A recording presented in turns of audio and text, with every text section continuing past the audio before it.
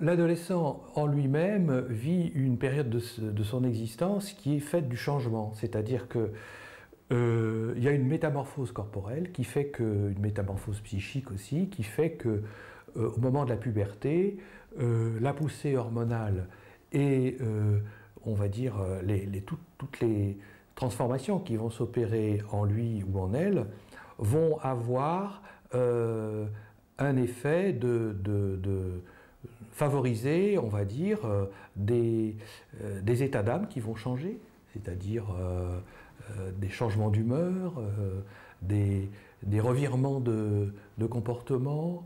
C'est l'âge où on se fait de nouveaux amis, on s'en défait aussi.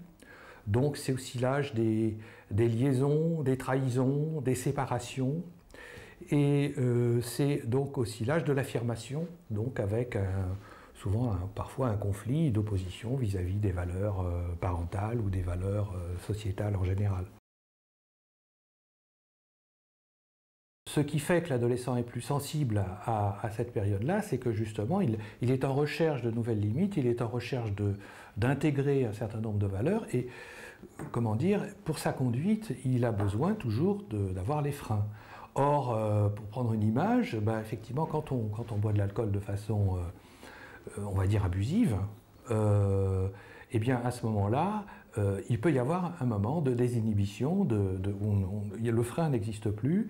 Et si la situation de conflit qu'il peut rencontrer dans la vie à travers ses relations, aussi bien dans la vie familiale que dans la vie amicale, ça peut effectivement avoir un facteur pour lever cette inhibition à ce moment-là. Je dirais que la société a tendance à banaliser la violence. De là à dire est-ce que les adolescents d'aujourd'hui seraient plus violents ou moins violents qu'auparavant, je ne crois pas. Je pense que c'est une période critique où l'adolescent ou l'adolescente sont hypersensibles, ils sont encore plus sensibles à leur environnement, et ce mode de réaction, qui peut parfois se manifester, peut aussi se retourner contre eux-mêmes. C'est-à-dire que la violence, l'agressivité, c'est pas forcément contre l'autre, ça peut être contre soi-même, parce qu'on ne s'aime pas, parce qu'on se trouve pas beau, parce qu'on pense qu'on n'est pas aimé, parce que, voilà, pour plein de raisons. Et donc, effectivement, il y a des périodes de spleen et voire de passage à l'acte violent envers soi-même. Les germes de la violence, ils sont à l'intérieur de chacun d'entre nous, c'est-à-dire que nous sommes tous des humains et nous avons tous de l'agressivité qui ne manquerait pas de s'exprimer d'une façon ou d'une autre. Le propre de l'être humain, c'est qu'il a des capacités d'inhibition, de contrôle et d'organisation de cette agressivité. Et c'est bien là où intervient l'éducation, bien sûr.